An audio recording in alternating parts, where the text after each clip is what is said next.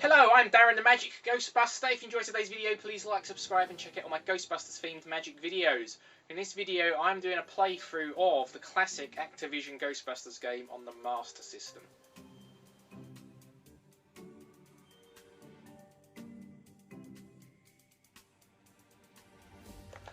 Okay, so just before we get into the actual gameplay, I just wanted to show you the box really. Now, I'm not actually playing mine on a Master System. I have a modded Xbox with tons of old games on. But this is what the actual box looked like for the old Master System game. And if we turn it around, it says ghosts, ghosts and more ghosts. They've decided to come out in full force and they've picked your city to show their stuff in. So who you gonna call? And then it tells you down here, players 1, and you can use a Sega control pad or control stick, and there are 4 rounds,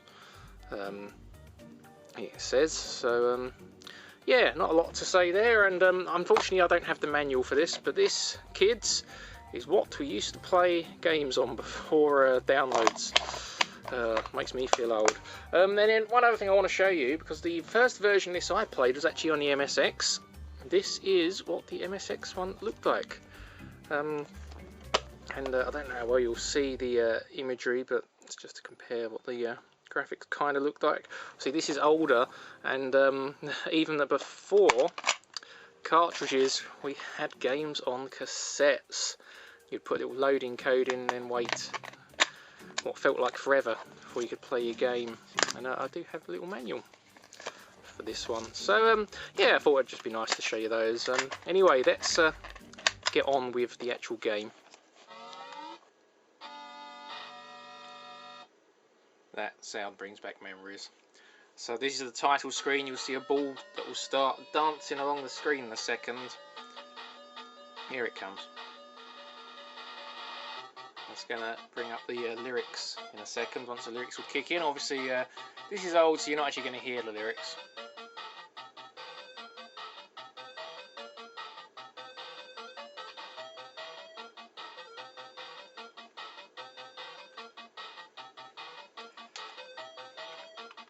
Anyway, so what I'm going to do, I'm going to continue because I looked online and I found the cheat code. So let's put initials AA, which you can use yourself if you happen to be playing this. 2, 5.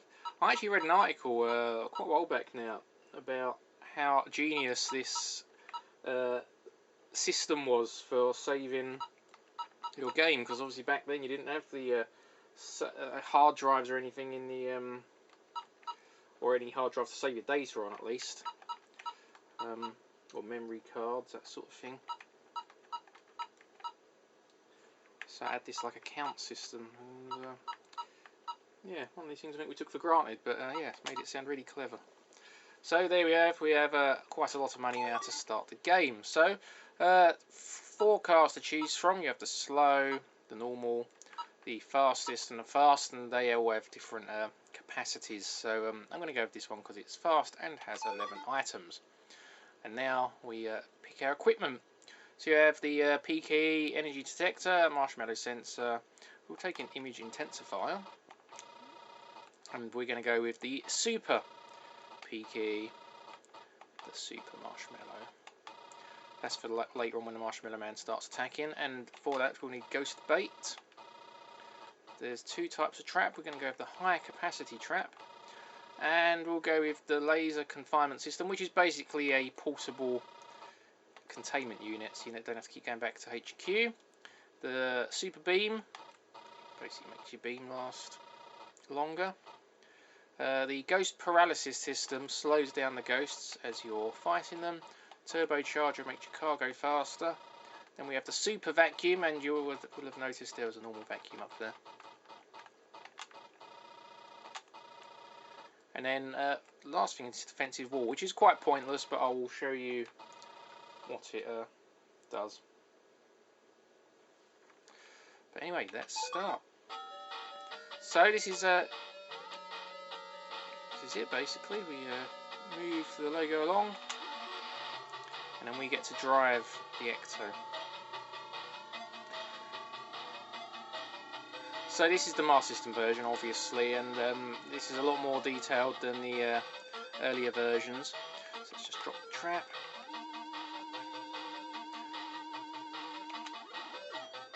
There we go. Now, if we didn't have the confinement system, we'd have to keep going back to the HQ, which I'll just show you, just for the sake of it.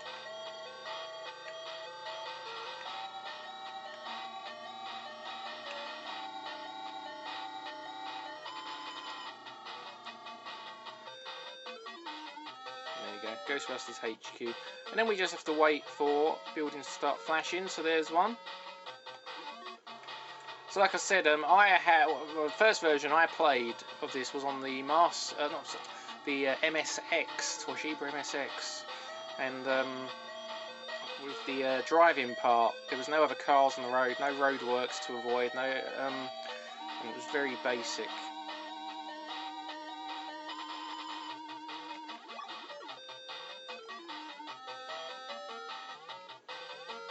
Now if you go over those ghosts, like I've just done there, and let's go over that one. Let's wait for this one to get here. Oh, there's a building flashing, so what we'll do is we'll go this way. And now we've gone past those ghosts will flash up on the driving part, and then we can press the button to suck them into our super vacuum, which gives us more money. And the super vacuum means you can basically suck them in from any part. If you had normal vacuum, you'd have to get really close. There you go, Slimers.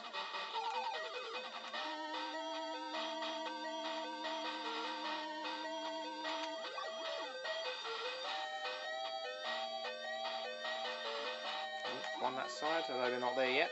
Sometimes you have to wait for the building to go red. Nope. Let's just wait a little while.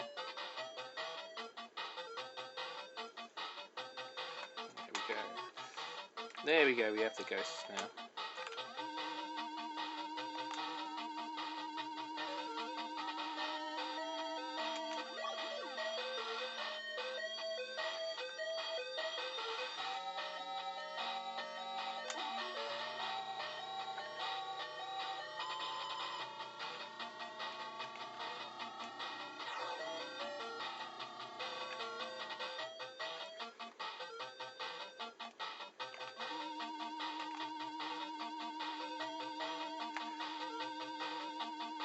I quite like these yellow ghosts, they're funny looking.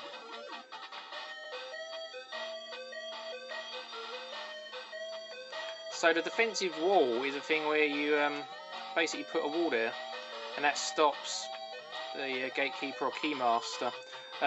Because if you go over them, which I'm going to do now, you'll see that my money goes down. If you want to avoid those, and you can only use that defensive wall once. They're very, very easy to avoid, so it's a bit of a pointless and expensive thing to buy. I've managed to avoid all the roadworks so far.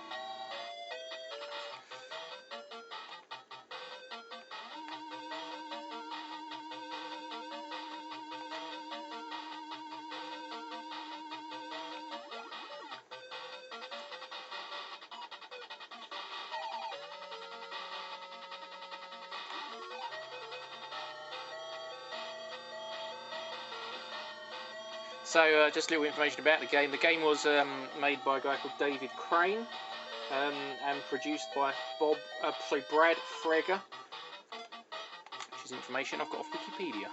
Although the cover of the MSX game I have does actually have by David Crane written on it. And apparently, once the film came out, obviously it was really successful, so the film company went to Activision and basically offered them the license to make the game, and they didn't really put any stipulations on how the game must be. They just wanted to get it out quick whilst the film was popular, obviously. So I believe they made the game in about 6 weeks, if I remember correctly. It was based on another game though, and the name of the other game completely escapes me now. I remember they were producing a racing or driving game, and they sort of built Ghostbusters over the top of it. Let me see if I can look that up whilst I'm trying to play. Oh yeah. So from Wikipedia, Activision was forced to complete the programming work in only 6 weeks, in contrast to the usual several months of development time for a game.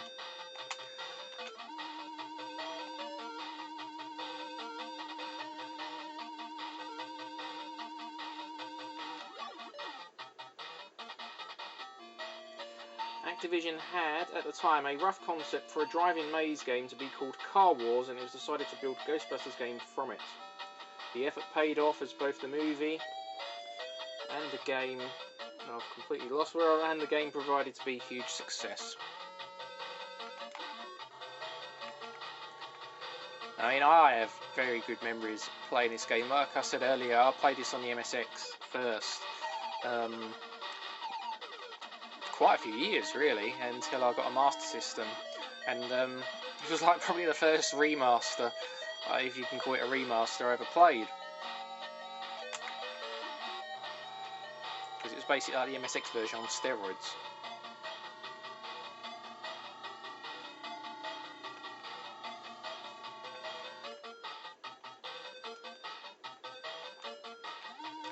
So, curious to know what your thoughts are of this game. Did you have it when you were younger? Maybe you're too young. You're probably watching this thinking, "Oh God, this is so crap and old." But yeah, these are the sort of games I grew up playing.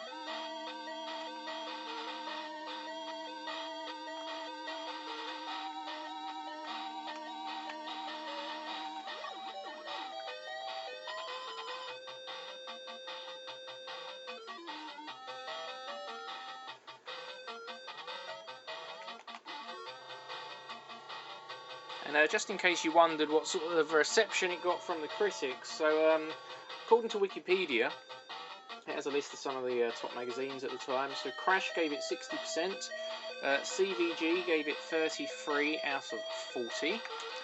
So it's very hard looking at that information whilst also trying to catch ghosts.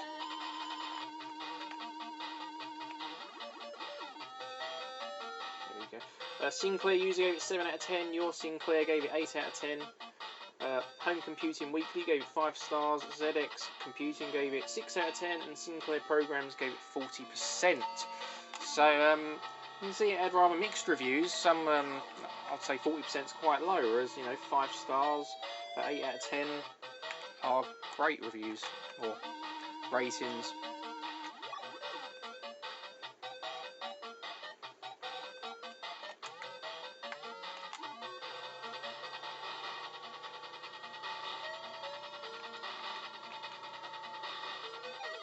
Oh, I just missed that one.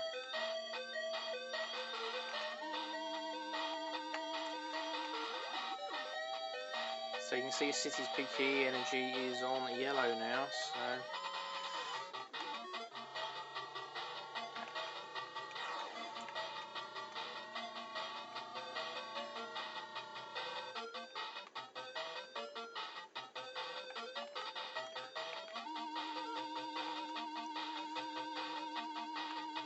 Now in the MSX version I played, the proton beams are actually going at a diagonal rather than straight up.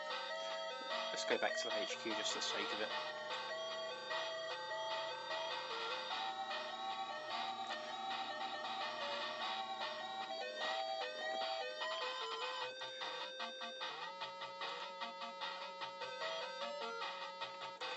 I think I'm going to crash on purpose, if I can, to there we go, just so you can see what it looks like.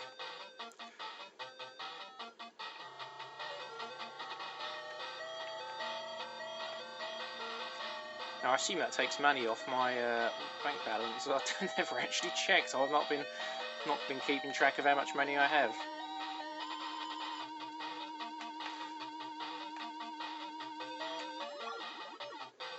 And you'll see the beam power down the bottom. obviously that recharges when you do go back to the HQ. It does last a lot longer because of the power beam thing I bought in the shop earlier. I forgot what it was called.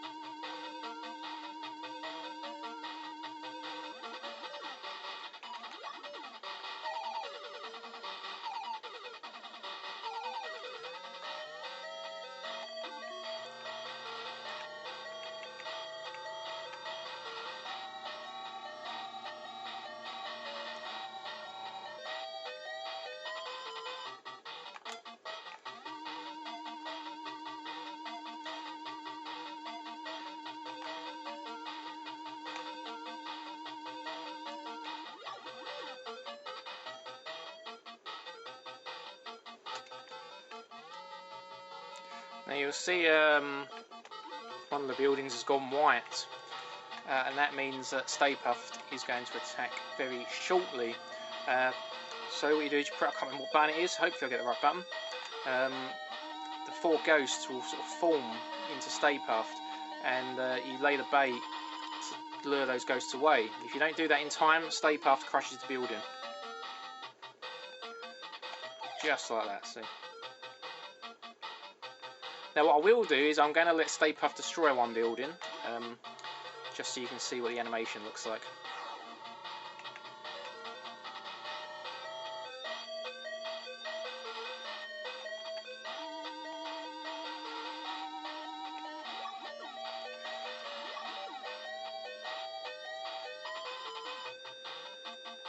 So you see the building up in the top right corner has gone white.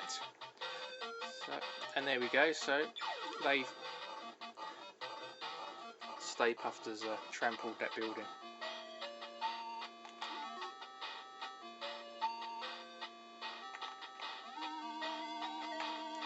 Not something you really want to let happen.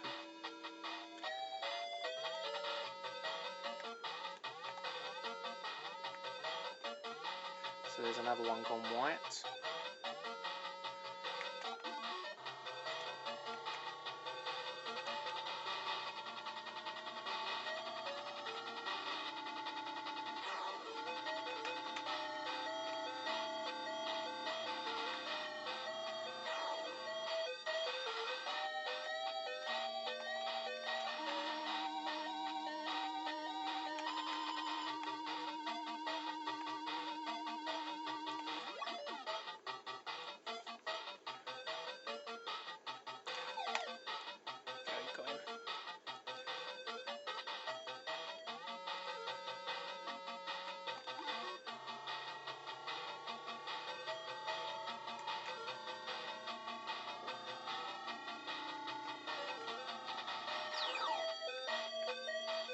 I think I've just vacuumed up that ghost.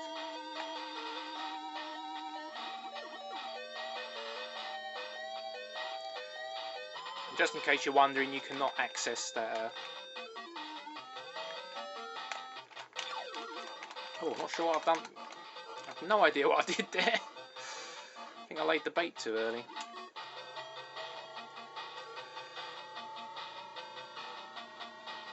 I think that's because I was just trying to show you can't access the crushed building, and I think I pressed the wrong button.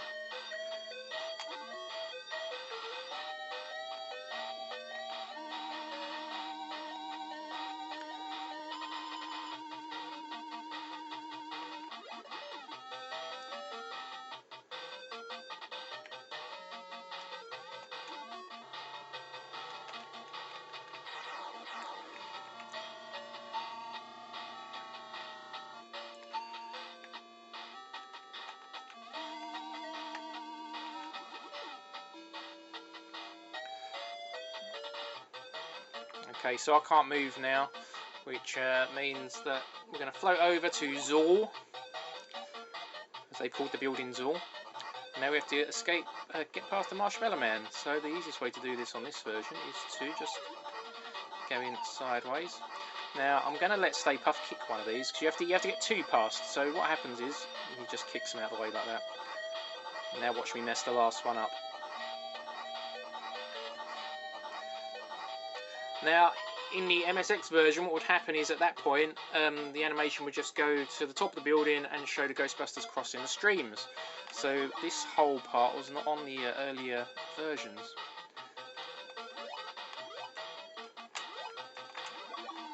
It's actually a lot trickier than it looks. So you have two fire buttons. One goes diagonally up, one goes straight ahead.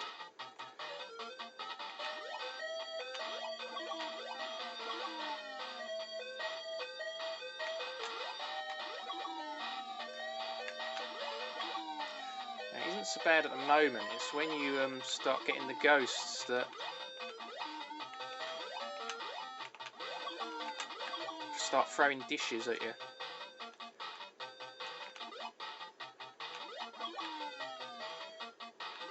Oh, here he is. They throw those things and they are a nightmare.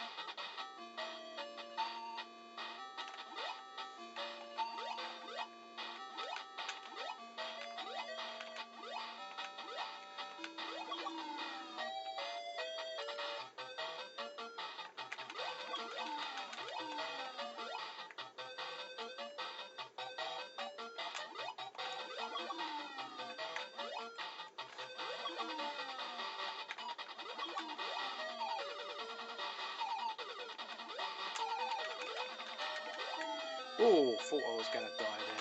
I'll get slimed, not die.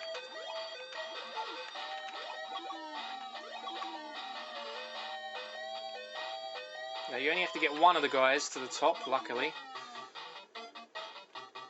And now we get to Battle Zor, and this is something I've only ever done completed properly once, killing Gozer or Gorza, as they, as you'll see, they've. Oh. So don't expect me to finish this. But yeah, I always loved that spelling mistake, Gorza.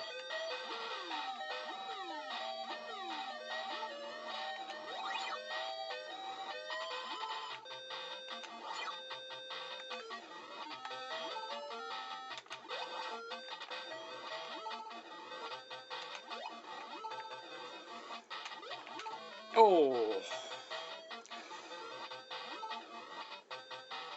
Oh, one more try.